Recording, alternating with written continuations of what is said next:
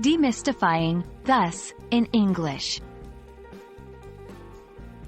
Hello, English learners. Today, we're diving into a commonly used yet occasionally misunderstood word, thus. By the end of this video, you'll know exactly when and how to use it. Let's get started. Thus is an adverb in the English language. It primarily means as a result, or therefore. Essentially, it's used to indicate a consequence or an outcome of something. For example, she didn't study for the test. Thus, she didn't pass. In this sentence, not studying is the reason or cause, and not passing the test is the result or effect. The word, thus, connects these two ideas. 1. Cause and effect.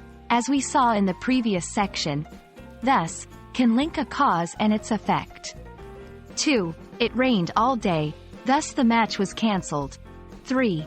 To mean, in this way, sometimes, thus, is used to express the idea of, in this way, or, like this. 4. Hold the pen thus and begin writing. Here, thus, might be accompanied by a visual demonstration. 5. Summarizing a point. When you're summing up or making a final statement about what you've said, thus can be a handy word. 6. Our planet is facing numerous environmental challenges. Thus, it's vital for everyone to contribute to solutions.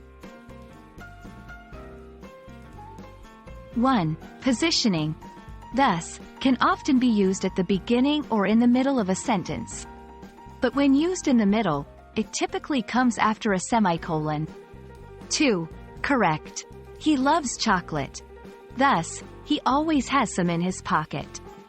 3. Also correct. Thus, he always has some chocolate in his pocket. 4. Avoid overuse.